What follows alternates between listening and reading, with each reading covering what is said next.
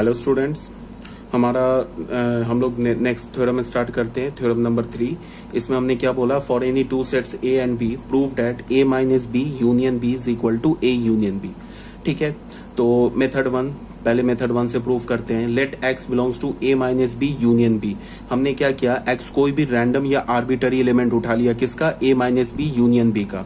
तो अगर x a minus B union b का एलिमेंट है तो if and only if x belongs to a minus B, और यूनियन की जगह क्या आ जाएगा, और x बिलोंग्स टू b। ठीक है, अब अगर x a माइनस बी का एलिमेंट है तो इसको हम कैसे लिखेंगे, x belongs to a and x not belongs to b। ठीक है, और x बिलोंग्स टू b। ये तो a माइनस बी का डेफिनेशन हो गया। अब इस पे हमने क्या किया, मैंने बता रखा है ना, और जो होता है वो एंड पर डिस्ट्रीब्यूटिव होता है, एंड जो होता है वो और पर डिस्ट्रीब्यूटिव होता है, यूनियन इंटरसेक्शन पर डिस्ट्रीब्यूटिव होता है, इंटरसेक्शन यूनियन पर डिस्ट्रीब्यूटिव होता है। तो हमने इसको क्या बोला, x belongs to a, distribute कर दिया और को एंड पर, x बिलोंग्स टू a और x बिलोंग्स टू b, बीच में एंड आ गया। फिर क्या होगा, x not belongs to b और x बिलोंग्स टू b। तो यहाँ पे अगर x b का एलिमेंट नहीं है तो फिर क्या हो जाएगा, b कंप्लीमेंट का एलिमेंट होगा और x बिलोंग्स टू b। ठीक है, तो इसको हमने क्या बोला, x belongs to a union b। और ये क्या हो जाएगा बच्चों, ये देखो, x belongs to b complement और x बिलोंग्स टू b। इसका क्या मतलब है, तुम ऐसे देखो, अगर मैंने बोला कि b कंप्लीमेंट सेट में अगर तुमने b सेट को मिला दिया तो हमें क्या मिलेगा, यूनिवर्सल सेट। जैसे ये हमारा A सेट है, ये हमारा B सेट है, ये A सेट हो गया, B सेट हो गया, ये यूनिवर्सल सेट हो गया। तो B कंप्लीमेंट की शेडिंग क्या होगी, B को छोड़ के बाकी सब। तो देख लो बच्चों, ये B कंप्लीमेंट की शेडिंग है ना, ये B कंप्लीमेंट की शेडिंग होगी। अगर तुम इसमें B को भी ज्वाइन कर दोगे, B को भी मिला दोगे तो हमें क्या मिल जाएगा, फिर कंप्लीट यूनिवर्सल सेट। तो हमारे पास क्या है, B कंप्लीमेंट यूनियन B का वैल्यू क्या होता है, यूनिवर्सल सेट। ठीक है, तो यहाँ पे हमने क्या लिखा, बी कंप्लीमेंट यूनियन बी को हमने क्या लिख दिया, ये क्या लिखा है, B complement union B, because बीच में क्या हमारे पास और है। तो बी कंप्लीमेंट यूनियन बी को हमने क्या लिख दिया, यूनिवर्सल सेट। ठीक है, where S is the universal set. तो अब यहाँ पे देखो, ए यूनियन बी का अगर तुम इंटरसेक्शन लोगे यूनिवर्सल सेट के साथ तो हमें क्या मिलेगा, ए यूनियन बी। क्यों, because A union B universal set का सबसेट है, बिकॉज ए यूनियन बी क्या है, यूनिवर्सल सेट का सबसेट है। अब तुम ऐसे देखो, हमने कोई भी सेट ले लिया, ए ले लिया, बी ले लिया, ए यूनियन बी ले लिया, ए इंटरसेक्शन बी ले लिया, जितने भी सेट्स ले लोगे वो सारे सेट्स क्या होंगे, यूनिवर्सल सेट के सबसेट्स होंगे, because universal set is the super set of every set. Universal set क्या होता है, सुपर सेट होता है सारे सेट का, which is involve in the given context और इन अ गिवन क्वेश्चन। किसी गिवन क्वेश्चन या किसी गिवन कॉन्टेक्स्ट में जितने सेट्स इन्वॉल्व होते हैं उन सारे सेट्स का सुपर सेट होता है। कौन होता है, यूनिवर्सल सेट। ठीक है, तो ये ऑलरेडी बताया जा चुका है तुम लोगों को कि अगर if A is the subset of B, अगर ए बी का सबसेट है तो ये क्या इंप्लाई करेगा, ए का बी के साथ इंटरसेक्शन क्या होगा, ए होगा, और क्या इंप्लाई करेगा, ए का बी के साथ यूनियन क्या होगा, बी होगा। तो ए यूनियन बी जो है ये सबसेट है ना एस का। तो अगर तुमने ए यूनियन बी सेट का इंटरसेक्शन ले लिया एस के साथ तो हमें क्या मिलेगा, ए यूनियन बी। और ए यूनियन बी का अगर तुमने यूनियन ले लिया एस के साथ तो हमें क्या मिलेगा, यूनिवर्सल सेट एस। क्लियर है ये बात। तो यहां से हमें क्या मिल गया, हमने इंटरसेक्शन लिया एस के साथ तो क्या मिलेगा, X belongs to A union B. ठीक है, तो प्रूफ हो गया, a minus B union B is equal to A union B. अब आ जाओ बच्चों मेथड नंबर 2 में। मेथड नंबर 2 में क्या है, अच्छा उससे भी पहले एक बात की, यहाँ पे मैं एक स्टेप और ऐसे लिख सकता था बट इसकी कोई जरूरत है नहीं, ऐसे लिख सकता था a यूनियन बी और ये एंड की जगह इंटरसेक्शन एस, ऐसे भी लिख सकता था। अब यहाँ से क्या बोलता है कि मैं a यूनियन बी का इंटरसेक्शन एस के साथ क्या होगा, a यूनियन बी। ठीक है, अब आ जाओ बच्चों मेथड 2 में। मेथड 2 में क्या है, a minus B union B. तो a माइनस बी सेट को मैं क्या लिख सकता हूं, a intersection b complement union b। अब देखो यहाँ यूनियन है, यहाँ इंटरसेक्शन है, तो यूनियन क्या होता है, इंटरसेक्शन पे डिस्ट्रीब्यूटिव होता है, तो इसको हम कैसे लिखेंगे, a यूनियन b। ठीक है, बीच में intersection, b union b complement. अगर पीडीएफ में से करेक्ट कर लेना, ये यूनियन लिखा हुआ यूनियन। ठीक है, और ये जो लिखा है ना, ये हमारे पास क्या लिखा है, इसको थोड़ा यहाँ करेक्ट कर लेना, ये लिखा है A इंटरसेक्शन B और इंटरसेक्शन, और ये S लिखा है। Because B complement union B complement का अगर तुम बी सेट के साथ यूनियन लोगे तो क्या मिलेगा हमें? Universal set. ए कंप्लीमेंट का अगर तुम ए के साथ यूनियन लोगे तो हमें क्या मिलेगा? Universal set. तो ये क्या लिखा है? Universal set. तो यहाँ क्या हो गया? A intersection B intersection S, sorry this is A union B, again sorry this is A union B. ये ए यूनियन बी का अगर तुमने इंटरसेक्शन ले लिया ना यूनिवर्सल, ये तो ए यूनियन बी है, ये आ गया क्या हमारा? एस आ गया। तो A union B intersection S क्या मिलेगा हमें? ए यूनियन बी। प्रूफ हो गया। देखो बच्चों 2 लाइन में प्रूफ हो गया ये मेथड 2 से। अब आ जाओ मेथड 3 में। मेथड 3 में हमने क्या किया? Venn diagram. अच्छा एक बात फिर मैं बोल रहा हूँ, ऐसे 2-3 बार ऑलरेडी मैंने बता रखा है कि ये जो मैं प्रूफ कर रहा हूँ ना मेथड 1, मेथड 2, मेथड 3, इतने सारे मेथड से, तो इसका एज सच कोई जरूरत नहीं है। समझ रहे हो बात को? ये ना बोर्ड में पूछेगा, ना जेई मेंस में पूछेगा, ना एडवांस में पूछेगा। फिर भी मैं क्यों करा रहा हूँ कि आपका ना सेट का एक अच्छी अंडरस्टैंडिंग बन जाए। ठीक है, ऐसा नहीं आएगा कि ये थ्योरम देके तुमसे पूछेगा, कोई जेई मेंस के में क्वेश्चन होगा कि प्रूव दैट दिस थ्योरम, ऐसा कभी नहीं होगा। हाँ, इसमें होता क्या है कि सेट के कुछ प्रूव दैट वाले क्वेश्चंस होते हैं, उसमें उस प्रूव दैट वाले में ये जो लॉजिक्स है ना वो वहां काम आएगा। इसीलिए मैं तुम्हें इन सारे थ्योरम्स का प्रूफ दे रहा हूं और डिफरेंट डिफरेंट मेथड से दे रहा हूं। एक मेथड नहीं, 2 नहीं, 3 मेथड से एक एक थ्योरम का प्रूफ दे रहा हूं। पहले मैंने क्या बोला? वेन डायग्राम से प्रूफ किया, फिर इफ एंड ऑनली इफ से प्रूफ किया, फिर एक जनरल मेथड हमने ले लिया ये प्रूफ करने वाला, जिसमें हमने law of sets, law of algebra of sets लगा दिया, जो ऑलरेडी हमने पहले प्रूफ कर रखा है ना। जैसे यहाँ पे हमने क्या लगाया? ए माइनस बी को क्या लिखा? A intersection B complement. तो ये A minus B is equal to A intersection B complement, ये तो हमने ऑलरेडी पहले प्रूफ कर रखा है ना। ठीक है, तो ऐसे भी प्रूफ करके मैंने दिखा दिया, ये वाला भी प्रूफ करके दिखा दिया। अब आ रहा हूं वेन डायग्राम में। ठीक है, वेन डायग्राम में क्या है कि जैसे सबसे पहले हमने क्या किया? ए माइनस बी की शेडिंग की। तो ए को छोड़ के ए में से बी को निकाल दिया। तो ए में से इतना ही है ना बी का पोर्शन, यही है ना बी का पोर्शन, यही पोर्शन तो बी का है जो ए में है। तो इसको छोड़ दिया, बाकी की शेडिंग कर दी। तो ये क्या हो गया? A minus B.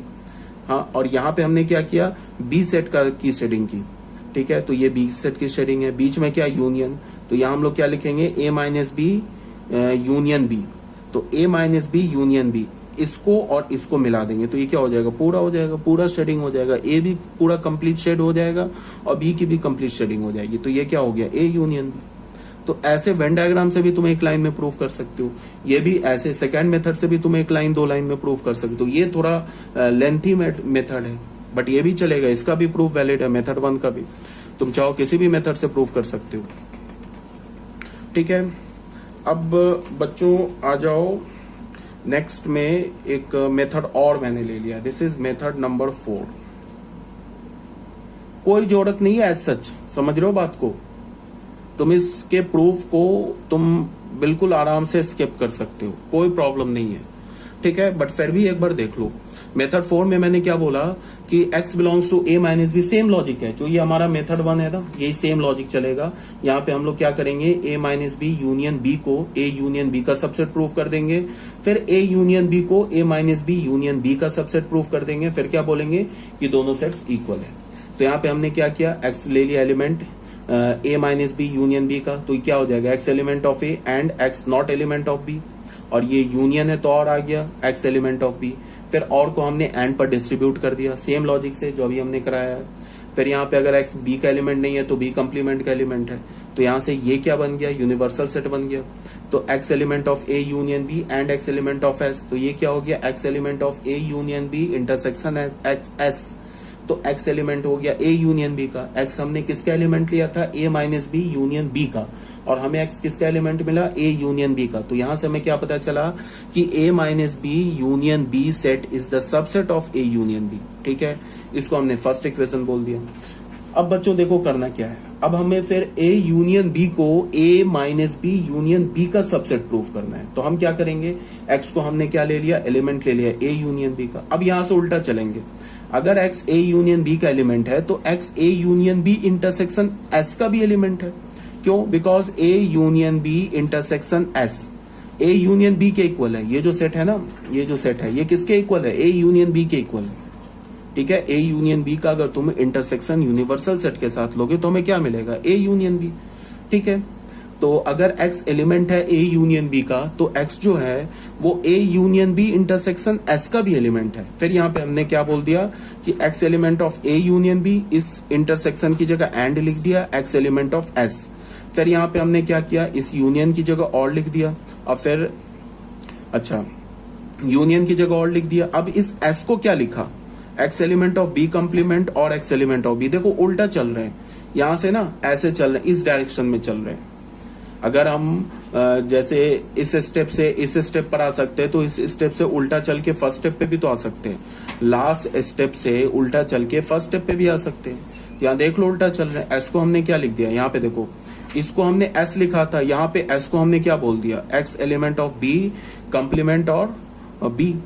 फिर अगर एक्स बी कंप्लीमेंट का एलिमेंट है तो एक्स बी का एलिमेंट नहीं है। फिर इस स्टेप पर आ गए, फिर इस स्टेप से इस स्टेप पर आ गए, फिर यहां से यहां आ गए। समझ रहे हो ना बात को, बिल्कुल सेम है लॉजिक है। तो यहां में क्या मिल गया, x element of A minus B union B. तो ए यूनियन बी सबसेट हो गया A minus B union B का, तो दोनों सेट इक्वल हो गया। सिंपल सा बात है। तो ये था बच्चों हमारा थ्योरम नंबर 3। और मैंने बार बार बोला है कि तुम एक बार बस सुन लो, एक बार जरूर सुनना है तुम्हें प्रूफ। उसके बाद क्या करना है, तुमको सारे थ्योरम्स याद रखने हैं, ठीक है। अब आ जाओ बच्चों थ्योरम नंबर 4 में। For any 3 sets A B and C the following laws known as De Morgan's laws in another form. हमारे पास ए बी सी 3 सेट्स हैं। अब ये जो लॉ दे रखा है इसे हम क्या बोलते हैं, डी मॉर्गन्स लॉ बोलते हैं। पहला लॉ क्या बोल रहा है, A minus B union C is equal to A minus B intersection A minus C. दूसरा क्या बोल रहा है, A minus B union C किसके इक्वल है, A minus B intersection A minus C के। देखो बच्चे यहाँ पे यूनियन है ना, तो यहाँ पे इंटरसेक्शन है, और यहाँ पे इंटरसेक्शन है तो यहाँ पे यूनियन है। ये थ्योरम इंपॉर्टेंट है, इसे आप याद रखेंगे, ठीक है। इसका प्रूफ भी अभी दे रहा हूँ। यहाँ पे क्या बोल रहा है कि ए में से अगर तुमने बी माइनस सी के, ए में से अगर तुमने बी यूनियन सी को सब्ट्रैक्ट कर दिया, ये किसके इक्वल होगा, A minus B intersection A minus C के। या अगर ए में से तुमने बी इंटरसेक्शन सी को सब्ट्रैक्ट कर दिया तो ये किसके इक्वल होगा, A minus B union A minus C के। Method 1 if and only if. इसमें हमने क्या बोला कि एक्स एलिमेंट ले लिया, फर्स्ट को प्रूफ कर रहे हैं। ए माइनस बी यूनियन सी का हमने एक एलिमेंट ले लिया, तो अगर एक्स एलिमेंट है A minus B union C का, तो एक्स एलिमेंट है ए का, एंड एक्स नहीं एलिमेंट है बी यूनियन सी का। इसको बच्चे ना तुम बी सेट मानो, इसको बी सेट मानो। तो ये क्या लिखा है, ए माइनस बी। तो ए माइनस बी को हम क्या बोलते हैं, X element of A and x not element of B. तो यहाँ पे क्या होगा, X element of A and x not element of B union C. Because अगर हमने बी यूनियन सी को बी माना है तो ये होगा ना x not element of B union C. तो यहाँ पे हमने क्या बोल दिया, x element of A and अगर एक्स बी यूनियन सी का एलिमेंट नहीं है। अब फिर यहाँ पे इंपॉर्टेंट है, तो यहाँ हम क्या लिखेंगे, एक्स बी का भी एलिमेंट नहीं है एंड एक्स सी का भी एलिमेंट नहीं है। ये ऑलरेडी बता रखा मैंने, पिछले वीडियो लेक्चर मैंने बताया था कि अगर एक्स जो है वो एलिमेंट नहीं है किसका, ए यूनियन बी का, तो ये क्या इंप्लाई करता है कि एक्स एलिमेंट नहीं है ए का, और बीच में क्या होगा, यूनियन है तो एंड होगा, एक्स एलिमेंट नहीं है बी का। ये सिंपल लॉजिक से। अगर मैंने बोला कि कोई एलिमेंट ए यूनियन बी में नहीं है, अगर कोई एलिमेंट ए यूनियन बी में नहीं है तो वो एलिमेंट ए एंड बी दोनों में नहीं होगा। अगर दोनों में से किसी एक में आ गया तब तो वो ए यूनियन बी में आ जाएगा ना। समझ रहे हो बात को। तो हम ऐसे नहीं बोलेंगे कि x element not element of A और x not element of B. अगर हमने या और दे दिया ना तो और में ऑप्शन आ जाएगा। इसको हम ऐसे नहीं लिखेंगे, ए यूनियन बी है ना, इसको हम ऐसे, ये इंप्लाई नहीं कर रहा है कि एक्स एलिमेंट ऑफ ए और एक्स एलिमेंट ऑफ बी, ये इंप्लाई नहीं कर रहा है, ये फिर गलत हो जाएगा। इसमें तो हमने ऑप्शन दे दिया ना, x not element of A और x not element of B, ये फिर गलत हो जाएगा। इसमें हमने ऑप्शन दे दिया ना, ऑप्शन देने का मतलब कि एक्स ए का एलिमेंट नहीं होगा या एक्स बी का एलिमेंट नहीं होगा, ठीक है। इसका मतलब कि वो बी का एलिमेंट हो भी सकता है, लेकिन यहाँ पे क्या है कि अगर कोई भी एलिमेंट ए यूनियन बी में नहीं है तो फिर हम गारंटी ले लेंगे कि वो ए में भी नहीं है एंड बी में भी नहीं है। बीच में ऑप्शन नहीं, ऐसा हम नहीं बोलेंगे या तो ए में नहीं होगा या तो बी में नहीं होगा, ये गलत हो जाएगा। और फिर मैंने क्या बोला, x not element of A intersection B, इसके बीच में ऑप्शन हो जाएगा। ये क्या इंप्लाई कर रहा है, एक्स एलिमेंट ऑफ ए और x element of B, not element of A और x not element of B, बीच में यहाँ ऑप्शन आ जाएगा और आ जाएगा, यहाँ इंटरसेक्शन है तो ये और आ जाएगा। अगर तुमने ऐसे लिखा x not element of A intersection B को तुमने ऐसे लिख दिया x not element of A, ठीक है, and x not element of B, तो फिर ये गलत हो जाएगा, ये गलत हो जाएगा। तुम ऐसे सोचो ना कि अगर x जो है वो a इंटरसेक्शन b का एलिमेंट नहीं है तो a इंटरसेक्शन b में क्या होता है, दोनों के कॉमन एलिमेंट आते हैं। तो अगर कोई एलिमेंट a इंटरसेक्शन b का नहीं है तो हम क्या बोलेंगे कि वो एलिमेंट या तो a का नहीं होगा या तो b का नहीं होगा, या बीच में लगाएंगे, एंड नहीं लगाएंगे, ठीक है ना, ये तो ऑलरेडी बता रखा है, ठीक है। तो यहाँ पे हमने क्या बोला कि एक्स एलिमेंट ऑफ यूनियन है तो x not element of B and x not element of C. अब कुछ नहीं किया, इस ब्रैकेट को ना यहाँ पे देखो एंड है, यहाँ पे एंड है, दोनों जगह एंड है, तो इस ब्रैकेट को हमने इस दो की जगह इसकी जगह ए और बी में लगा दिया। बिकॉज क्या होता है, इंटरसेक्शन क्या हमारा एसोसिएटिव भी है एंड कम्यूटेटिव भी है। तुम ऐसे लिख सकते हो ना, अगर तुम्हें मैं बोलूं A intersection B intersection C, तो ये किसके इक्वल होगा, A intersection B intersection C के, कोई प्रॉब्लम नहीं है। इंटरसेक्शन का मतलब एंड है, तो यहाँ पे ये एंड लिखा हुआ है ना, ये ब्रैकेट को हमने चेंज करके यहाँ लगा दिया। तो ये क्या हो गया, एक्स एलिमेंट, ये किसका बन गया, x element of A minus B, and ये क्या बोल रहा है, एक्स एलिमेंट ऑफ ए। अच्छा, यहाँ पे बच्चों हमने क्या कर दिया, इसमें ये x element of A and x not element of B, ठीक है। और यहाँ पे क्या है, एक एक्स एलिमेंट ऑफ ए, इसके साथ इस दोनों को एक साथ मिला के एंड कर दिया, और फिर एक एक्स एलिमेंट ऑफ ए हमने एक्स्ट्रा ऐड कर दिया। तो इससे कोई फर्क नहीं पड़ता है, ये सेम लॉजिक है। जैसे मैंने बोला ना A intersection B intersection C, तो अगर मैंने ऐसे लिखा A intersection B intersection A intersection C, तो ये दोनों इक्वल है, ठीक है। यहाँ पे क्या बोल रहा है कि पहले तुम B और C का इंटरसेक्शन लो फिर A के साथ इंटरसेक्शन लो। यहाँ क्या बोल रहा है कि पहले A और B का इंटरसेक्शन लो फिर A और C का इंटरसेक्शन लो फिर दोनों का इंटरसेक्शन लो। तो ये दोनों सेम है, समझ रहे हो बात को, ये दोनों क्या है, सेम है। तो यहाँ पे हमने एक्स एलिमेंट ऑफ A कर दिया। अब कोई बोलेगा कि ऐसा क्यों कर दिया, क्योंकि मुझे क्या चाहिए, यहाँ पे A माइनस बी और A माइनस सी चाहिए। तो x element of A and x not element of B क्या मिल गया हमें, ए माइनस बी। यहाँ क्या बोला, x element of A and x not element of C, तो ये क्या मिल गया, ए माइनस सी, ठीक है। तो ये क्या हो गया, x element of A minus B and है तो इंटरसेक्शन आ गया। तो यहाँ से हमें क्या पता चला, A minus B union C is the subset of A minus B intersection A minus C. तो ये वाला जो सेट है ये राइट हैंड साइड का इसका सबसेट हो गया। सिमिलरली सेम लॉजिक से तुम ये जो राइट हैंड साइड का सेट है उसको तुम लेफ्ट हैंड साइड के सेट का सबसेट प्रूव कर दो। तो फिर 1 और 2 से क्या हो जाएगा, 1 और 2 से ये सेट क्या हो जाएगा, A minus B union A minus B union C किसके इक्वल हो जाएगा, A minus B intersection A minus C के। देख लो बच्चों, सेम लॉजिक से यहाँ पे हमने किया, इसको आप रीड कर लेना, सेम लॉजिक यहाँ पे यूज किया, इसको हमने सेकंड मान लिया। ये सेटअप किसका सबसेट हो गया, इसका, और इसको हमने इसका सबसेट ऑलरेडी फर्स्ट में प्रूव कर रखा है। तो क्या हो गया, फ्रॉम 1 एंड 2 दोनों सेट इक्वल हो गया, ठीक है। अब बच्चों आ जाओ method number 3, using Venn diagram. Venn diagram जो होता है ना, सबसे बेस्ट मेथड होता है। सब क्यों होता है, क्योंकि इसमें हमें सब कुछ पिक्टोरियली दिखता है हमें कि क्या कौन सा सेट लेना है, वो रीजन में दिखता है, ठीक है। और इससे कैलकुलेशन भी फास्ट होता है, कैलकुलेशन सेफ भी होता है, और इजी अंडरस्टैंडिंग भी होता है, मतलब बड़े आराम से तुम समझ जाओगे। अब देखो मैंने क्या किया, हमें क्या चाहिए था, ए माइनस बी यूनियन सी चाहिए था। तो सबसे पहले मैंने ए सेट का शेडिंग कर दिया, देख लो ये ए सेट की शेडिंग है, और यहाँ पे 3 सेट इन्वॉल्व है ना, ए बी सी, तो हमने 3 सेट बना लिया। तो सबसे पहले ए की शेडिंग कर दी, फिर बी यूनियन सी की शेडिंग कर दी। बी यूनियन सी का क्या मतलब है, बी और सी दोनों आ जाए। तो बी का भी हमने जाके सारे रीजन को शेड कर दिया, ए के भी सारे रीजन को शेड कर दिया। अब बीच में माइनस है बच्चों, ए और बी यूनियन सी के बीच में माइनस है। इसका क्या मतलब है कि ए सेट के शेडिंग में हमें उस रीजन को देखना है जो बी यूनियन सी का है, और फिर उसको हटा देना है।